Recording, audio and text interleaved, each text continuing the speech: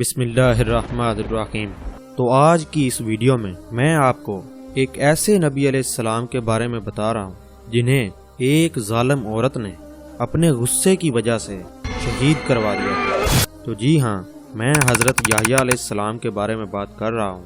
آپ علیہ السلام کا نام یحییٰ ہے اور آپ علیہ السلام حضرت زکریا علیہ السلام کے بیٹے ہیں۔ حضرت زکریا علیہ السلام کو اللہ تعالیٰ نے نبوت سے نوازا تھا، لیکن آپ علیہ السلام کے پاس اولاد جیسی نعمت نہ تھی۔ آپ علیہ السلام نے اپنی ساری زندگی اللہ تعالیٰ کے دین کے لیے گزار دی۔ جب حضرت زکریا علیہ السلام نے حضرت مریم رضی اللہ تعالیٰ عنہ کو اپنی پرورش میں لیا تو اللہ تعالیٰ کے حکم سے حضرت مریم رضی اللہ تعالیٰ عنہ کے لیے جنت سے بے موسم کے پھل آیا کرتے تھے۔ اس وقت آپ علیہ السلام کی عمر 75 سے 80 سال تھی۔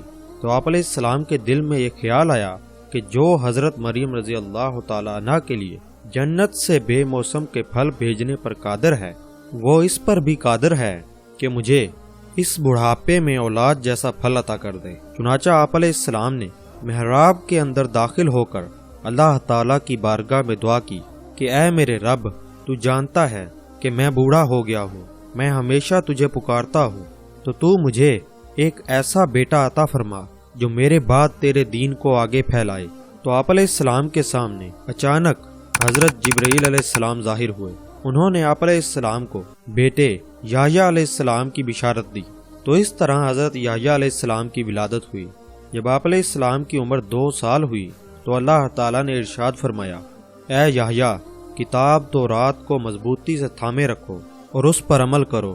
آپ علیہ السلام بچپن ہی سے نماز کے بڑے شوقین تھے۔ ایک مرتبہ بچے آپ علیہ السلام سے کہنے لگے کہ ہمارے ساتھ کھیلنے چلیں۔ تو آپ علیہ السلام نے ارشاد فرمایا، کیا ہم کھیل کود کے لیے پیدا کیے گئے ہیں؟ تم چلو تاکہ ہم نماز ادا کریں۔ آپ علیہ السلام اللہ تعالیٰ سے بہت ڈرتے تھے اور خوف خدا سے اکثر روتے رہتے تھے۔ ایک مرتبہ آپ علیہ السلام کہیں تشریف لے گئے اور واپس نہ آئے۔ 3 دن بعد آپ کے والد آپ کی تلاش میں نکلے تو دیکھا کہ آپ علیہ السلام نے ایک گڑھا کھود رکھا ہے اور اس میں کھڑے ہو کر رو رہے ہیں۔ تو آپ علیہ السلام نے نہایت شفقت سے فرمایا، اے میرے بیٹے، میں تمہیں 3 دن سے تلاش کر رہا ہوں اور تم یہاں کھڑے آنسو بہا رہے ہو۔ آپ علیہ السلام نے فرمایا، ابا جان، کیا آپ نے مجھے نہیں بتایا تھا کہ جنت اور دوزخ کے درمیان ایک خشک وادی ہے جسے رونے والے کے آنسو ہی بھر سکتے ہیں؟ تو آپ علیہ السلام نے فرمایا، ضرور ضرور میرے بیٹے۔ پھر خود بھی ان کے ساتھ مل کر رونے لگے۔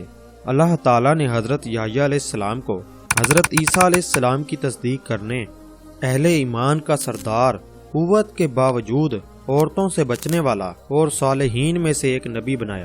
ایک بار آپ علیہ السلام نے بارگاہ رب العزت میں عرض کی، اے میرے رب، مجھے ایسا کر دے کہ مجھے کوئی برا نہ کہے۔ اللہ تعالیٰ نے ارشاد فرمایا، اے یحییٰ، یہ تو میں نے اپنے لیے بھی نہیں کہا، کوئی میرا شریک بناتا ہے، کوئی فرشتوں کو میرے بیٹے بتاتا ہے، لیکن نبی کی دعا کبھی خالی نہیں جاتی۔ آج آپ دیکھتے ہیں کہ حضرت موسیٰ علیہ السلام اور حضرت عیسیٰ علیہ السلام کو برا کہنے والے لوگ موجود ہیں، لیکن حضرت یحییٰ علیہ السلام کو برا کہنے والا کوئی نہیں۔ قادیانی سے بد زبان دیکھو جو سیدنا عیسیٰ علیہ السلام کی توہین کرتے ہیں، یہاں تک کہ 400 انبیاء علیہ السلام کو صاف جھوٹا لکھا، اور پھر حدیبیہ کے بارے میں خود شان اقدس حضور اکرم صلی اللہ تعالی علیہ وآلہ وسلم پر ناپاک حملہ کیا، مگر یحییٰ علیہ السلام کی تعریف ہی کی۔ آپ علیہ السلام کی کچھ عادات میں سے کم کھانا بھی شامل ہے۔ ایک دن آپ علیہ السلام نے جو کی روٹی پیٹ بھر کر کھا لی اور صبح تک سوئے رہے تو اللہ تعالیٰ نے ان کی طرف وحی فرمائی کہ اے یحییٰ، کیا تمہیں ایسا گھر مل گیا ہے جو میرے گھر سے اچھا ہے، یا تم نے ایسا کرب پا لیا ہے جو میرے کرب سے زیادہ تمہارے لیے بہتر ہے؟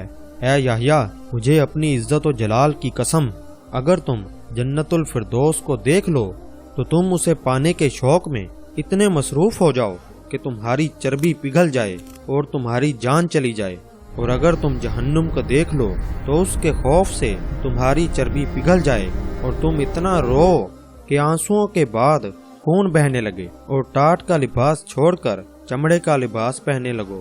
قصہ مختصر، آپ علیہ السلام بھی ان انبیاء کرام علیہ السلام میں سے ہیں جنہیں شہید کیا گیا۔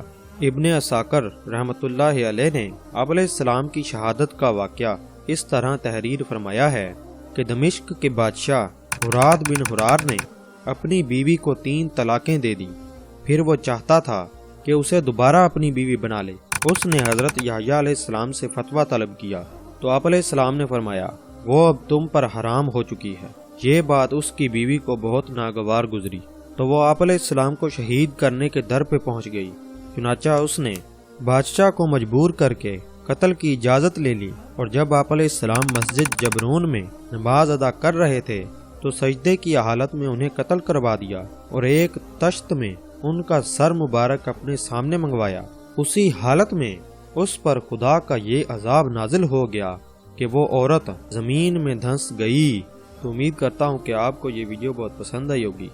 ایک مرتبہ درود پاک پڑھ لیں، اپنا بہت سارا خیال رکھیں، دعاؤں میں یاد رکھیں۔ اللہ حافظ۔